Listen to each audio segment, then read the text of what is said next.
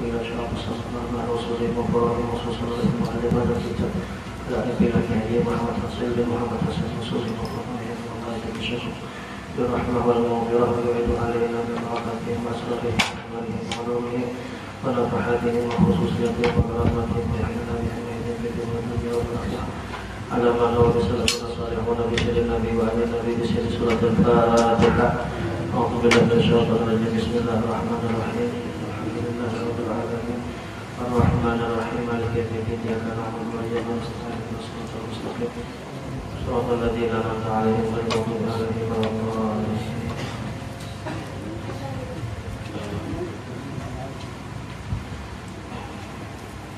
Assalamualaikum warahmatullahi wabarakatuh. Bismillahirrahmanirrahim. Alhamdulillahirabbil alamin wassalatu wassalamu ala asyrafil anbiya'i wal mursalin sayyidina wa maulana Muhammadin wa ala alihi wa sahbihi ajma'in. Subhanaka la ilma lana illa ma 'allamtana innaka antal alimul hakim wa la haula wa la quwwata illa billahil aliyyil 'azim. ولا حول ولا قوة إلا بالله العلي العظيم ولا حول ولا قوة إلا بالله العلي العظيم.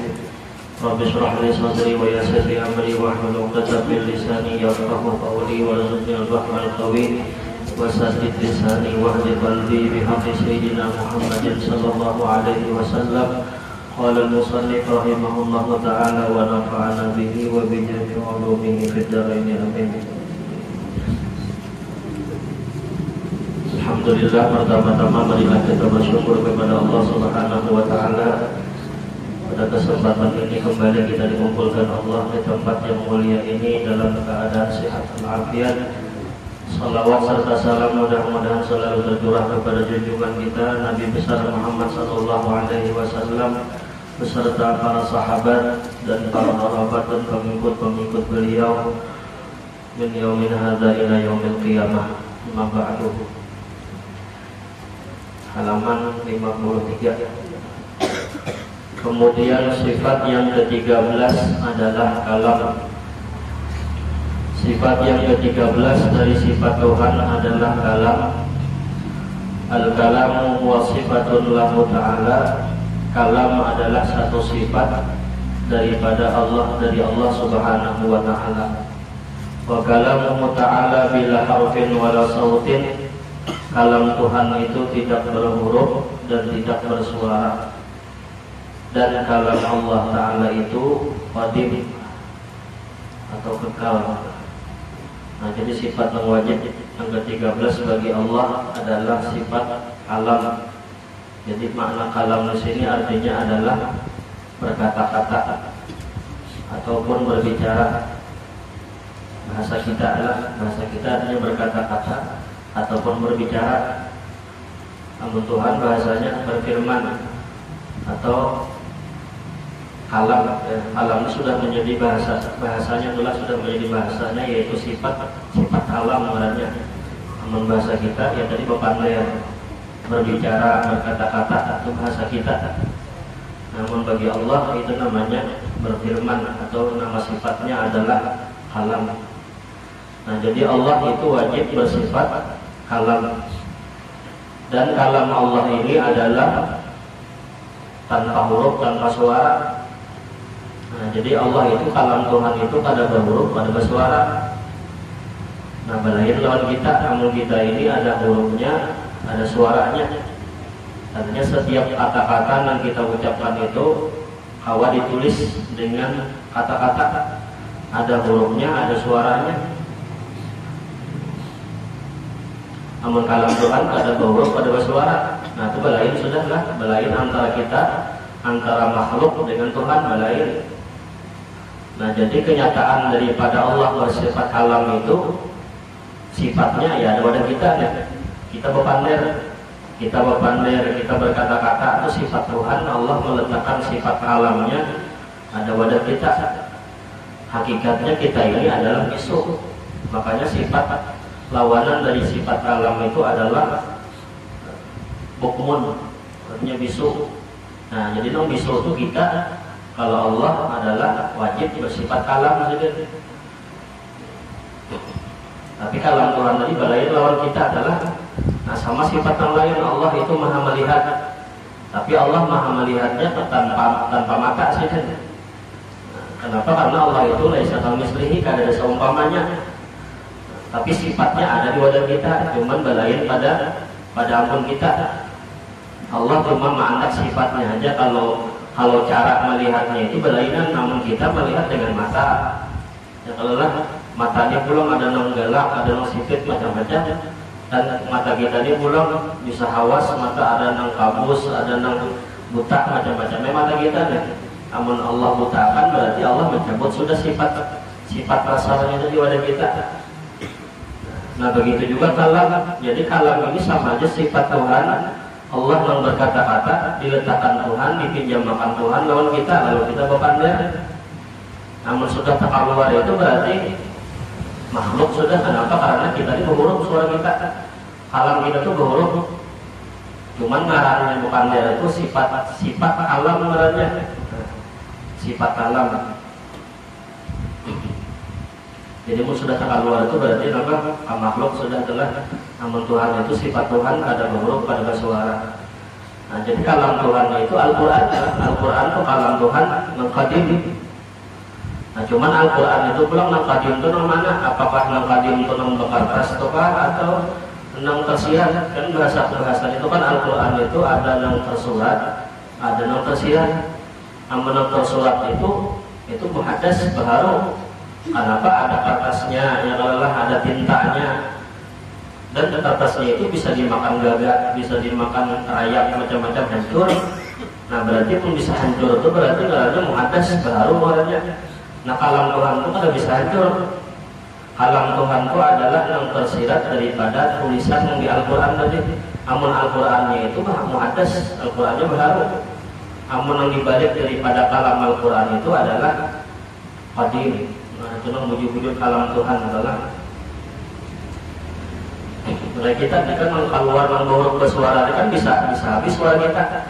Kadang-kadang dari ini suara, kadang-kadang hilang suara kita, kadang-kadang lantang, kadang-kadang darau suara. Nah itu berarti menunjukkan kalam kita ini kalam yang muhaddas, yang baru, yang dibalik daripada yang menyuarakan kita kalau pandai itu ya Allah yang bersifat kalam, sifatnya.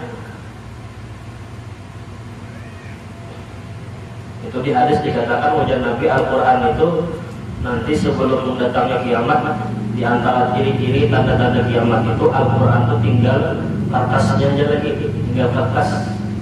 Itu menunjukkan Allah memberikan hikmah, memberikan pelajaran lawan kita bahwasanya kalam Tuhan yang sebenarnya itu bukan kertas itu. Buktinya tulisannya bisa hilang, kalamnya bisa hilang dari situ, tinggal kertas saja lagi. Kertas itu kan ada nama-namanya. Itu bukan Al-Quran lagi, sudah hilang tulisan tadi. Itu katanya ada Al-Quran lagi, itu kertas biasa aja. Nah, jadi dulu pernah Imam Abu Hanifah. Jadi Imam Abu Hanifah itu sidin pernah dipanggil oleh raja. Uji raja, wahai Imam Abu Hanifah, tolong engkau akui bahwasanya Quran ini adalah baharu. Quran ini baharu. Nah, apabila Imam Abu Hanifah mengakui Quran ini baharu, maka bisa kafir hukumnya. Tapi karena Imam Abu Hanifah ini orangnya alim, punya sidin, maka dikatakan sidin tentang Al-Quran yang baharu itu yang mana? Namun raja ini tahunya Quran itu yang berbuku yang berkertas memang punya sidin pada sidin Al-Quran itu hukumnya baharu. Tapi sih mengatakan yang baharu itu yang kertas saja, yang kertas yang bertulisan yang baharu. Tapi beliau pada mengitikadkan di hati kalam Tuhan yang sebenarnya itu adalah baharu pada, tapi kalam Tuhan qadim. Nah akhirnya ketika itu Imam Abu Hanifah lepas daripada penjara, lepas daripada siksaan raja. Jika seandainya beliau mengatakan kada, pokoknya Al-Quran itu hukumnya adalah qadim, baharu, nah maka beliau disiksa oleh raja. Beliau mengatakan bahasa kita tuh mahalabiyu, bahasa kita dah Al-Quran ini disiksa yang buku ini, itu hukumnya sih baharu. Nah, jangan beliau mengatakan tapi beliau memahami sudah makna Al-Quran itu yang baharu itu yang berkertas tadi. Dan pada suatu kali Imam Abu Hanifah itu pernah sujud bermimpi Tuhan. Kan dalam Ahlussunnah wal Jamaah itu etikat kita membenarkan aja bahwasanya bermimpi Tuhan itu nyata, jujur. di dunia terjadi. Tapi kalau melihat dalam keadaan nyata, nang dengan mata kepala, nang melihat zat Allah, nang laisa kamitslihi syai'un, itu hanya Nabi Muhammad saja. Selain daripada Nabi Muhammad, ada orang yang sampai kepada makam ru'yatullah ada. Tapi kalau bermimpi bisa. Abu Hanifah dikatakan beliau itu bermimpi Tuhan sebanyak 99 kali pernah. 99 kali bermimpi Tuhan. Nah kemudian kata beliau di malam itu, seandainya aku bermimpi genap 100 kali, maka ujar Abu Hanifah, aku hendak katakan lawan Tuhan, ibadah apakah di zaman sekarang ini yang paling afdal? Ibadah yang paling banyak pahalanya di zaman sekarang ini apa? Nah lalu malam harinya, malam esoknya kami mimpi pulang Abu Hanifah, kami mimpi Tuhan angka 100, genap 100. Akhirnya sih bertakon lawan Tuhan, ya Rabbi, wahai Tuhan, ibadah apakah yang lebih afdal, yang paling afdal di zaman sekarang? Lalu Allah mengatakan, Allah berfirman, qira'atu kalami, ujar Tuhan, membaca kalamku. Artinya membaca Al-Quran. Nah Al-Quran itu adalah ya Tuhan ibadah yang paling afdal di zaman sekarang. Lalu kata Abu Hanifah, katakan pulang, bi khusyu'in ambil ghairi khusyuk, membacanya itu dengan khusyuk karena afdal atau tanpa khusyuk, walaupun tanpa khusyuk sekalipun. Ujar Tuhan mengatakan bi khusyu'in ambil ghairi khusyuk, bi khusyuk dengan khusyuk dengan kata tetap bahwasanya membaca kalamku, ya Tuhan, bahwasanya membaca Al-Quran itu adalah seafdal-afdal ibadah di akhir zaman ini. Jadi Al-Quran itu dibaca itu balasan Tuhan itu per huruf, satu huruf dibalas 10. Tapi kalau salawat kepada Nabi Muhammad adalah satu kalimat per kalimat 10, per kalimat 10. Tapi kalau Al-Quran itu per huruf, per huruf. Cuman salawat itu pula kelebihannya dijamin diterima Tuhan. Tapi kalau membaca Al-Quran ini walaupun besar pahalanya, cuman karena bisa ada pahala, bisa juga apabila timbul sifat ria, sifat sum'ah, sifat sombong, macam-macam. Nah, jadi setiap amalan itu intinya masing-masing punya kelebihan masing-masing, kan? Jadi di hadis itu dikatakan, Allah mengatakan yang paling afdal itu adalah membaca Al-Quran. Tapi ini hadis Nabi Muhammad mengatakan kalau afdalul dzikri la ilaha illallah, sepaling afdal zikir adalah la ilaha illallah. Nah, membaca Al-Quran itu zikir juga hukumnya. Jadi semua kalimat apapun, bacaan apapun yang mengingatkan kita kepada Allah itu zikir. Membaca Al-Quran, berzikir juga marahnya. Membaca salawat, zikir juga. Membaca la ilaha illallah, zikir juga. Membaca tasbih, membaca takbir, membaca la haula wala quwwata illa billah, itu semuanya adalah hukumnya zikir. Nah, jadi kalam Tuhan tadi adalah ada huruf, ada bersuara. Nah, jadi balain lawan kita ada hurufnya, ada suaranya. Cuman Allah meletakkan dari sifat kalamnya itu di wadah kita ini kau kepandai intinya. Dan kalam Allah itu qadim. Nah, qadim itu lawan dari muhaddas, lawan daripada baharu.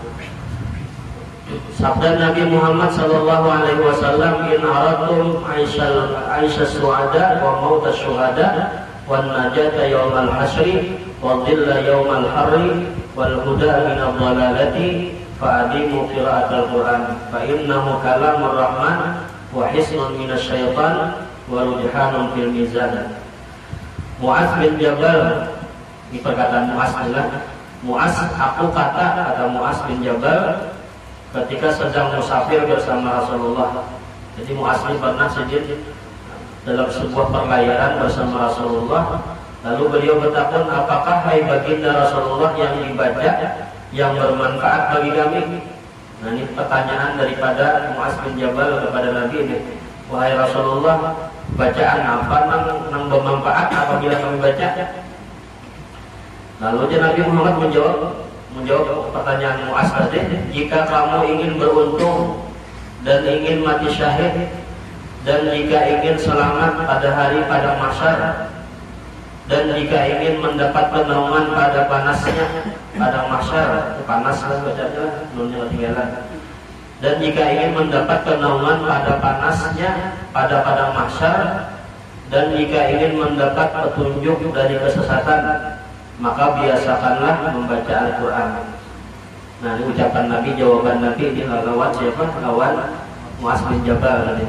Karena Al-Quran itu kalam Tuhan yang kasih sayang, dan ganjaran membaca Quran itu menjadi benteng dari syaitan dan sangat berat jika ditimbang pahalanya. Dan Nabi menjelaskan tentang keutamaan membaca Al-Quran. Jadi membaca Al-Quran itu dan Nabi adalah orang yang mendapat keuntungan dan akan mendapatkan pahala mati syahid, dan kemudian akan selamat di padang mahsyar dan ada kepanasan nanti di padang mahsyar, dan kemudian selamat daripada kesesatan. Dan orang yang membaca Quran itu pula mendapatkan ganjaran dan pahala yang besar dari sisi Allah Subhanahu wa taala. Nasihat Nabi kepada Mu'az bin Jabal. Nah, jadi Mu'az ini adalah sahabat alim luar biasa. Satu-satunya sahabat yang dahulu dikirim Nabi Muhammad berdakwah ke Yaman itu adalah Mu'az bin Jabal. Dan Mu'az bin Jabal ini di zaman Sayyidina Umar, Sidin itu jadi bendahara negara. Nah, ketika itu yang jadi khalifah adalah Sayyidina Umar bin Khattab jadi khalifah, kemudian bendahara negaranya adalah Mu'az bin Jabal. Lalu pada suatu kali pernah Sayyidina Umar ini, Sidin itu Mu'az ini orangnya zuhud lawan dunia, padahal bermegah-megah dengan dunia. Bahkan dikatakan si Umar bin Khattab ini punya anak, pakaiannya itu adalah kayak pakaian orang susah. Padahal sih ketika itu adalah jadi khalifah, ya bahasa kita itu jadi presiden lah. Nah, anaknya Sayyidina Umar ini bajunya bertambal-tambal, lusuh dengan pakaian kayak orang miskin, dia bertambal-tambal. Nah, lalu si anak Sayyidina Umar ini sekolahan disambati orang terus. Ya orang baju siapa, baju anak raja, maka bertambal-tambal. Kami ini anak rakyat biasa aja, bagus baju. Anak Umar ini kenapa dia baju bertambal-tambal, ribet pulang.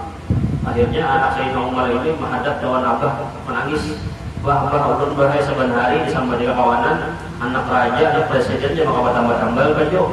Tokakan pambah baju ulun yang bagus nih, supaya jangan disambati orang lagi. Lalu kata Sayyidina Umar mengatakan, anu nakai Abah belum berduit lagi. Umar bin Khattab ini gaji Sidin itu apabila dapat gaji Julung Sidin, gasan dakwah agama Islam, gasan macam-macam untuk agama Islam. Ada yang tinggal di rumah tuh gasan bertukar macam-macam tuh ada. Jadi Sayyidina Umar hadang naklah menghadang awal bulan, bahasa kita tuh menghadang bulan muda, bahasa kita adalah pada apa gajian kita bertukarakan baju aja. Akhirnya mau sabar anak tadi esok harinya disambati orang pulang, kepada pulang lawan Abah tolong bahaya tukarakan baju disambati orang pulang hari ini nah beberapa hari sudah disambati orang aja. Akhirnya karena ada buruk lawan si anak, Umar bin Khattab ini menghadap lawan Mu'az bin Jabal. Ujar Umar, wahai Mu'az, ikam ini bendahara, kalau ikam ini banyak kalau bisa duit, punya duit negara nih. Kawakah aku berdahulu mengambil gaji, bahasa kita adalah kawakah aku mengambil gaji berdahulu. Jadi karena awal bulan kita kan usah lagi digaji, karena berdahulu sudah. Lalu Sayyidina Mu'az mengatakan, boleh biar mengambil berdahulu, tapi dengan dua syarat. Pertama, dia harus menyiapkan 2 orang saksi laki-laki. Kesan apa di sini Umar? Maka 2 orang laki-laki ini bersaksi bahwasanya dia sampai akhir bulan ini masih hidup masih. Namun dia tidak ada jaminan bahwasanya ada yang menjamin dia masih hidup sampai akhir bulan. Dulu kada wajib menjulung gaji betul-betul. Kenapa? Berujung dia bisa mengambil gaji ini mati. Nah, habis duit mengkian pakai itu karena kita makan gaji buta bahasa kita adalah. Nah, jadi boleh pian mengambil, tapi pian harus menyiapkan 2 orang saksi laki-laki. Kemudian yang berdua laki-laki tadi pulang wani menjamin dia hidup sampai akhir bulan dia. Namun pian kada wani kada ada yang menjamin pian masih hidup sampai akhir bulan. Ulun mohon maaf aja, walaupun pian raja ya, walaupun pian presiden tidak ulun kada wani menjulung duit. Akhirnya Sayyidina Umar balik ke rumah menangis-nangis. Sayyidina Umar sabar aja, naklah sabar. Apa dia kada bawa ambil duit lagi dah disangiti siapa? Disangiti Mu'az bin Jabal. Nah, akhirnya ya akhir sampai akhir bulan terjadi keparakan Sayyidina Umar tadilah. Nah, itu beliau orang zuhud di dunia, dan kemudian Mu'az bin Jabal ini orangnya alim luar biasa, orang faqih. Ada hadis Nabi Muhammad itu memuji bahwasanya Mu'az ini seorang faqih, orang alim.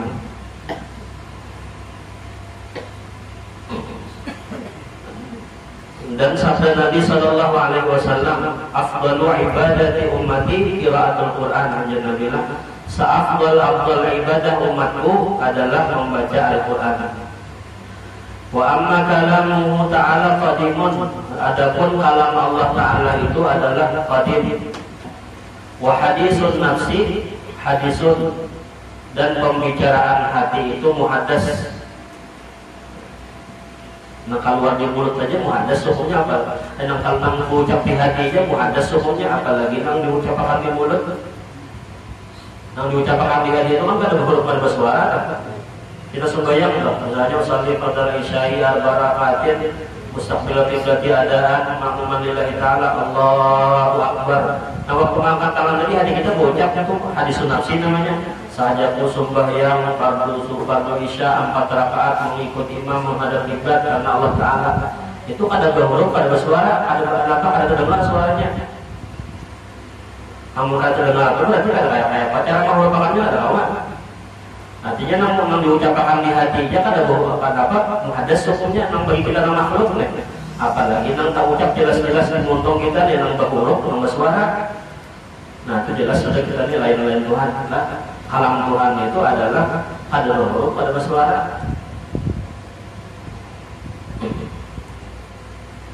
Itu hadisun nafsi lah. Jadi orang sembahyang itu jago kumpul bahari niat itu ada 2 macam.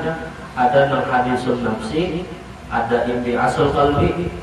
Nah kalau hadisun nafsi itu nang jelas diucapkan di hati kita. Sahajaku sembahyang fardu isya 4 rakaat mengikut imam menghadap kiblat karena Allah Ta'ala diucapkan di hati ini, itu namanya hadisun nafsi. Nah itu bujur juga, kalau kita hendak sembahyang maka itu untuk mengucapkan di hati itu bujur juga. Tapi yang sebujur-bujurnya niat itu bukan hadisun nafsi jangan sekumpul bahari, tapi imbiasul qalbi. Imbias itu dorongan hati.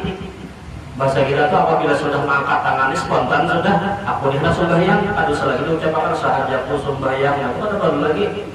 Nah itu pendapat yang kedua atau jadi itu sebujur-bujurnya niat itu juga usul kumpul adalah imbias, bukan hadisun nafsi. Jadi beliau bertanya waktu memfatwakan itu usul kumpul sempat ditantang ulang juga, sempat disalahkan ulang juga. Jadi orang berniat itu kan ada perlu diucapkan. Nah kita tuh misalnya makan itu kan apabila hendak makan tuh berniat kan sudah. Ada perlu lagi kita misalnya menjemput nasi, misalnya sahaja makan nasi kita perlu ucapkan di hati nih. Pokoknya kan bila sudah menjemput nasi itu makan langsung menonton pada usaha lagi kan ucapkan sahaja makan nasi. Nah ada usaha itu makanya tak boleh niatnya kalau sudah mengambil itu berarti berniatan sudah. Itu salah aja hendak mengambil. Nah pengertian niat tadi imbiasul qalbi yang langsung geretek yang timbul tadinya bisa juga, ataupun yang hadisun nafsi bisa juga adalah. Cuman intinya dengan niat itu andakannya mulai kita membaca Allahu Akbar, alif Allah itu sampai akbar itu. Jangan sampai tadi dulu sebelum Allah, jangan juga keluar imbah bar, jangan juga, pokoknya di dalam situ andakannya menggeretek hendak sembahyang tadi. Bisa dengan diucapkan lewat hati ataupun langsung dorongan timbul. Nah itu berharu lah, baik itu nang imbias tadi ataupun hadisun nafsi. Pokoknya apabila terbit daripada makhluk, nah itu kalam itu namanya kalam nang muhaddas yang berharu. Dan pembicaraan hati itu muhaddas, jadi muhaddasnya berharu. Sekalipun pembicaraan hati itu tidak berhuruf dan tidak ada suaranya. Nah jauh sekali perbedaan pembicaraan hati dan wahyu Al-Quran.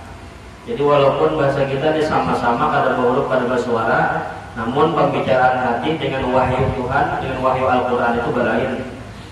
Al-Quran adalah mukjizat yang terbesar bagi Nabi kita Muhammad SAW, dan mukjizat yang kedua ialah terjadinya Isra dan Mi'raj. Jadi mukjizat Nabi terbesar itu adalah Al-Quran, dan mukjizat yang terbesar yang kedua adalah Isra dan Mi'raj. Firman Allah Subhanahu wa taala, "Qul la in jitama'atil insu wal jinnu ala ayyatuka bimithli hadzal Qur'an la ya'tuna bimithlihi walau kana ba'duhum li ba'din dhahira." Katakan hai Muhammad, seandainya berkumpul manusia dan jin bermusyawarah mereka membuat seperti ayat-ayat Al-Qur'an, maka tidak mungkin dapat menyamai ayat-ayat Al-Quran sekalipun mereka itu saling bantu-membantu. Nah, jadi kada bawa Al-Quran itu disamai, kada bawa ditandingi, kada bawa menyamai ulahan Allah. Karena kita ini makhluk lah, makhluk itu kada sama lawan Tuhan. Al-Rabbu Rabbun ya Nabi wa in tanazzal wal 'abdu 'abdun wa in taraka. Nah, Tuhan itu tetap Tuhan walaupun seolah-olah kita tuh merendahkan Tuhan, dan hamba itu tetap hamba sekalipun dia tinggi, tempatnya tinggi di sisi Allah. Jadi hamba ada mau berubah jadi Tuhan, Tuhan ada mau jadi hamba. Tapi kenyataan Tuhan pulang ada di hamba ya Allah. Tapi hamba ya hamba, Tuhan ya Tuhan.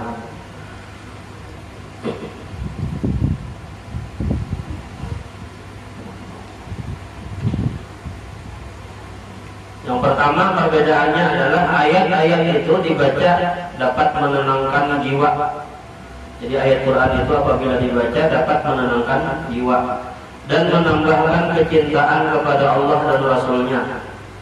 Yang kedua, ayat-ayat itu dibaca dapat menjadikan obat dan menjadi rahmat bagi orang yang mukmin dan akan melepaskan dari kezaliman. Wa nunazzilu minal Qur'ani ma huwa syifaa'un wa rahmatun lil mu'minin. Ya Al-Quran itu adalah menjadi obat penyembuh. Kemudian yang ketiga, Fir'aun dan tentaranya yuqatiluna abna'akum wa yastahyuna nisa'akum. Mereka membunuh mereka itu akan anak kamu dan mereka beri malu wanita-wanita kamu. Fatamma miqatu rabbih 40 lailatan. Setelah sempurna Nabi Musa waktu dengan Tuhannya 40 malam. Nah, ini cerita Nabi Musa adalah ketika beliau bermunajat kepada Allah selama 40 malam. Nah, ketika itu beliau menitipkan umat beliau kepada Nabi Harun. Nah, setelah sempurna 40 malam, wa kallamahu rabbuhu, berkata-kata Tuhan kepadanya, wa kallamallahu Musa taklima, berkata-kata Tuhan kepada Musa dengan sempurna perkataan. Jadi kita jangan dibayangkan Tuhan itu berpandang menaik kita nih, wahai Musa, ada itu pokoknya Allah itu kata-kata sini kada huruf pada bersuara. Jadi pernah Allah berkata-kata dengan Nabi Musa, qala rabbi, Nabi Musa berkata, rabbi arini anzur ilaik. Setelah Nabi Musa mendengar kalam Allah, Nabi Musa memohon kepada Tuhan agar Tuhan memperlihatkan diri zatnya. Ya Nabi Musa, ya Allah tolong memperlihatkan zat yang wajibal wujud, zat yang laisa kamitslihi syai'un, zat yang mukhalafatu lil hawadis, kayak apa?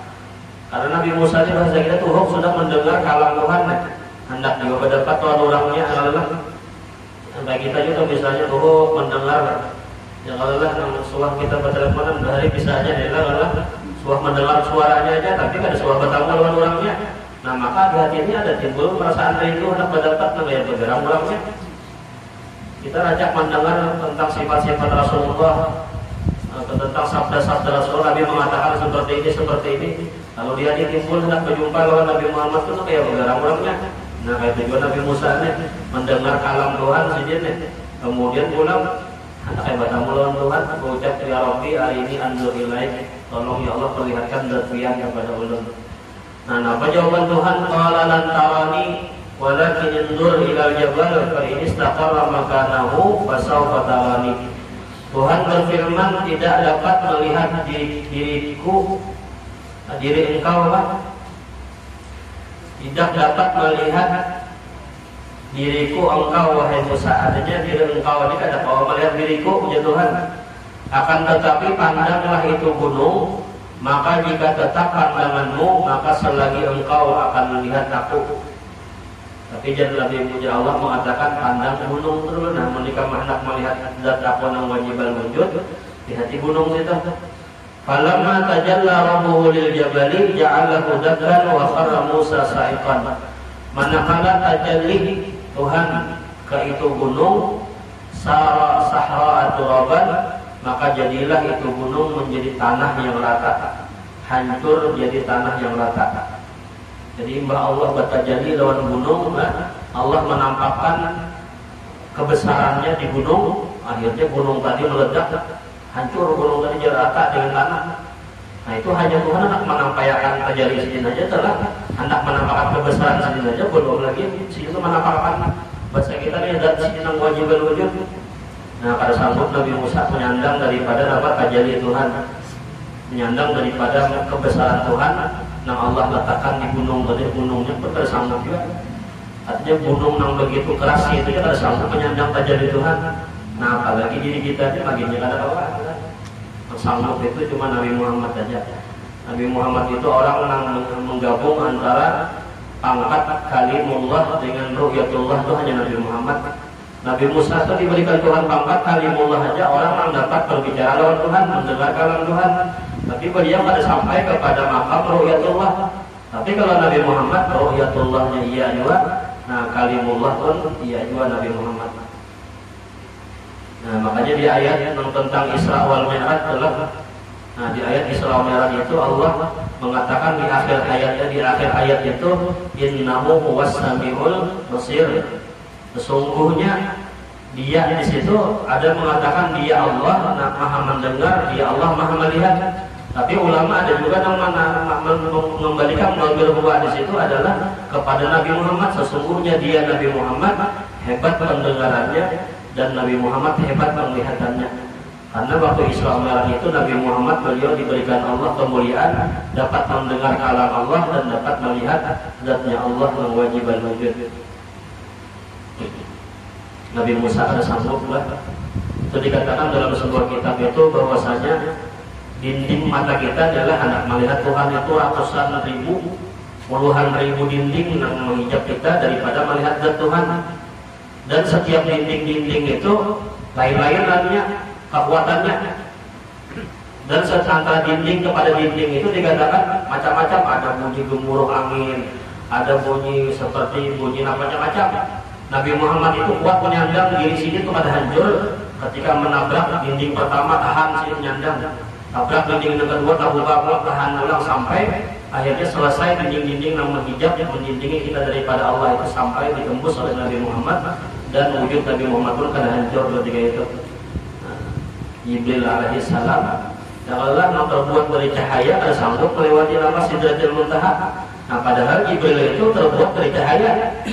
Yang dimasuki ini pula cahaya juga, tapi cahaya yang dilewati oleh Nabi Muhammad itu lebih besar daripada cahaya daripada wujudnya Jibril. Jibril itu kan jismun munawwarun, jisim yang terbuat daripada cahaya itu malaikat.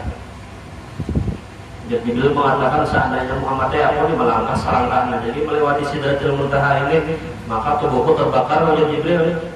Ya, karena cahaya yang dilewati itu lebih besar lagi cahayanya. Maulah ya cahaya itu bisa terbakar dengan cahaya, bisa saja. Maulah merasa cahaya dengan cahaya. Ini kan ada pertanyaan, kalau maulah Jerman jin apa aja syaitan itu kan terbuat daripada api itu. Iblis terbuat daripada api, dibakar dalam api neraka. Maulah merasa api dengan api juga. Lalu jawaban ulama ketika itu adalah coba kita kibit, daging kita kibit, merasalah sakitnya. Kita ini kan daripada apa? Daripada tanah lah, nah mengibiti tanah juga, tanah mengibit tanah perasaan sakit kalau perasaan sakitnya tanah api pun apabila dibakar dengan api hancur duanya. Artinya bandingannya itu tanah dengan tanah aja kawan mengibit kita, perasaan sakitnya perasaan, padahal kawan itu ya dari tanah asalnya kita pun dari tanah juga. Nah, jadi artinya orang iblis itu walaupun dia terbuat daripada api dibakar dalam api neraka, nah dia bisa hancur juga adalah.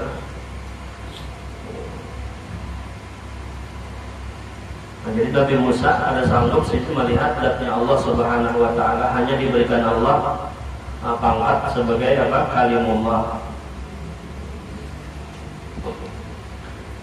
Nah, kalau di akhirat seberataan orang beriman itu melihat dengan zat Tuhan, menyaksikan dengan syuhud, dengan mata kepala bahwasanya Allah itu dilihat dengan langsung telah.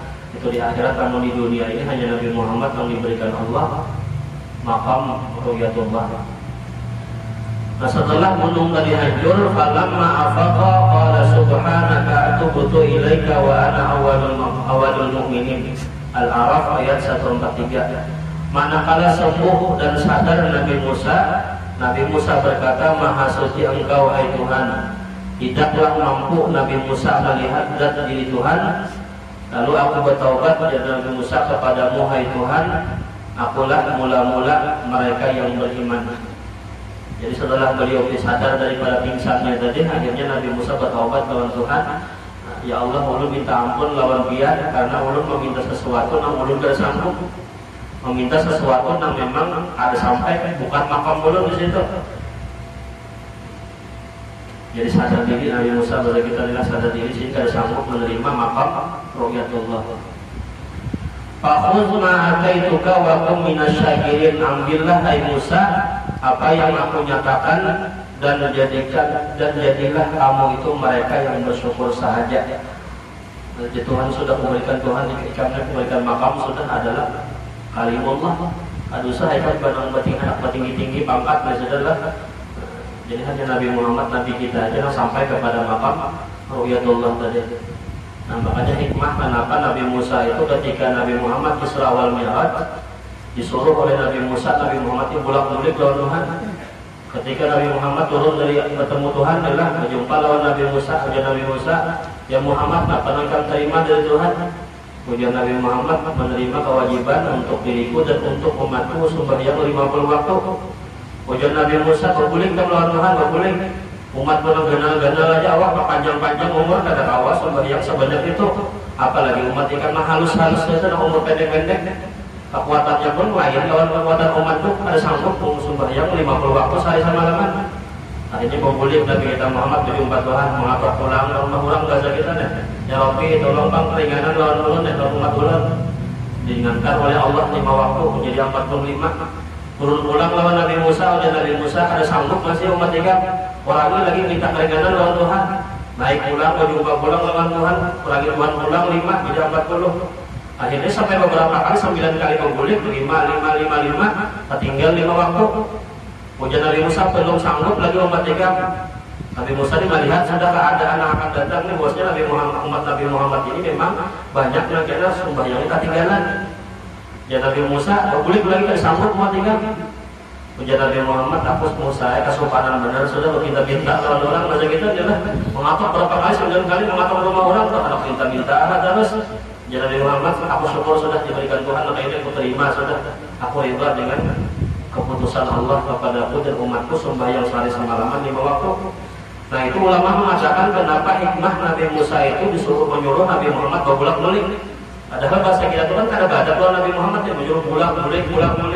Itu dikatakan Nabi Musa itu bahasanya itu berdiri lawan Nabi Muhammad karena dahulunya pada suah apa ada dapat melihat Tuhan. Ujian Nabi Musa, barang aja pada melihat lawan Tuhan, tapi melihat orang yang melihat lawan Tuhan, barang yang melihatnya. Ada langsung melihat lawan Allah, tidak sanggup. Barang aja melihat orang yang bisa melihat Tuhan, barang itu Nabi Muhammad. Dan dikatakan kalau Nabi Musa itu setiap kali melihat wajah Nabi Muhammad, berjumpa lawan Tuhan, nyaman benar Nabi Musa itu melihat sini. Hati beliau nyaman benar. Berbulik pulang Nabi Muhammad berjumpa lawan Tuhan, berbulik pulang lawan Nabi Musa, tambah nyaman pulang Nabi Musa. Ya Nabi Musa konflik lagi kasih konflik, anak nyaman lagi, ya Allah berjumpa pulang tambah nyaman lagi. Akhirnya Nabi Musa dia boleh ketagihan, kasih konflik pulang. Nah itu hikmahnya Nabi Musa ini berdiri dahulunya kada pernah diberikan Allah makam melihat Tuhan langsung, tapi hanya Nabi Muhammad yang diberikan Allah mata beliau dapat menatap zatnya Allah yang laisa kamitslihi syai'un. Jadi kita bersyukur kepada Allah diberikan Rasulullah, diberikan Nabi, kita diberikan Allah makam paling tinggi daripada Rasul-Rasul terdahulu. Jadi kalau ada sedikit pun Nabi-Nabi terdahulu itu yang melewati daripada makam pangkatnya Nabi kita Muhammad sallallahu alaihi wasallam. Wa ma atakumur rasulu fakhudhuhu wa ma nahakum anhu fantahu. Apa yang didatangkan kepadamu oleh Rasul maka ambil dan amalkan, karena akan memberikan manfaat dan hikmah kepadamu. Dan apa yang dilarang oleh Rasul maka jauhilah, karena akan memberikan kerugian dan kebinasaan. Nama sifat tersebut yang pertama adalah wujud. Wujud adalah sifat yang pertama dari sifat zatnya Allah Subhanahu wa taala, artinya ada Allah taala. Dinamakan wujud itu dengan nama sifat nafsiyah. As-sifatun nafsiyatu la tadullu ala ma'nan zaidin ala nafsi zat. Sifat nafsiyah adalah diri bagi zat Allah Subhanahu wa taala Tidak ada yang menunjukkan tambahan daripada diri zat Tuhan, dari diri zat Allah Subhanahu wa taala. Jadi ngaran wujud itu ya dirinya Tuhan sudah. Ngaran sifatnya wujud, tapi sewujudnya yang dimaksud sifat wujud di situ ya dirinya. Bukan sesuatu yang lebih. Kalau misalnya sifat ya sifat, zat ya zat, kata itu terjadi ngaran sifat wujud itu adalah wujudnya sudah nyatanya. Makanya ulama mengatakan yang dimaksud sifat itu adalah ya diri mausuf sudah orangnya. Jadi kalau kita hendak melihat Allah yang bersifat wujud, ya di wujud kita, ya Allah, kita ini kan adanya kita ini kenyataan adanya Tuhan sudah. Hendak tahu pulang Allah bersifat sama, rasakan diri kita ini mendengar, yang mendengar itu lain kita, Allah yang mendengar. Jadi kenyataan Allah itu semuaan beradaan di wadah kita. Kenyataan orang yang bersifat tadi ya yang ada di orang itu sudah kenyataannya memang. Hendak mengetahui Allah yang melihat, kita dia melihat berarti nyatanya Allah yang melihat di situ kita ada. Allah hendak menampakkan aja, hendak menyatakan wujudnya di wadah kita. Namun sampai ke binando itu berarti dasar kadar binando lawan Tuhan, kada tahu sifat mana sifat mana afal yang nyata karena sudah makanya Allah dalam Al-Qur'an itu wa fi anfusikum afala tubsirun. Di diri kamu itu Tuhan nyata karena aku sudah ada melihat lagi lawan aku. Wa nahnu aqrabu ilaihi minkum wa nahnu aqrabu ilaihi min hablil warid. Aku dan Tuhan lebih dekat daripada kalian daripada urat leher yang banyak di leher. Urat leher kita ini kan balik di leher kita, ya Tuhan tuh parah kali itu lagi.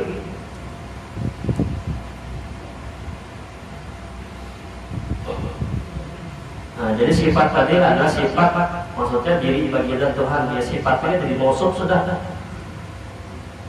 Itu sifat nafsiyah adalah. Kemudian tidak bapak mukhalafatun lil hawadis, mukhalafatuhu lil hawadis qiyamu bi nafsi wahdaniyah itu dinamakan sifat salbiyah. As-salbiyah itu adalah ala salbi ma la yaliqu bihi ta'ala. Sifat salbiyah ialah sifat yang menolak bagi barang yang tidak layak bagi Allah Subhanahu wa taala. Dan sifat salbiyah itu banyak menurut qaul yang sahih. Jadi intinya orang sifat salbiyah ini sifat penolakan daripada sifat-sifat yang kada layak bagi diri Tuhan. Kidam itu maknanya apa sedia Allah terdahulu. Ada layak Tuhan itu berduri datangnya mana mungkin. Ada yang menciptakan dulu baru ada yang menciptakan itu ada mungkin. Pasti yang menciptakannya lebih dahulu daripada yang menciptakan. Baqa kekal, Allah selama-lamanya kekal. Nah, itu mustahil Allah itu binasa. Jadi sifat salbiyahnya jadi ulama adalah sifat penolakan daripada sifat-sifat yang kada layak bagi Tuhan. Dan sifat salbiyah ini pulang banyak, bukan 5 ini aja. Nah, bukan 5 ini aja, kada terbatas. Mulai setiap sifat apapun yang kada pantas lawan Tuhan itu bisa dimasukkan dalam nama sifat salbiyah.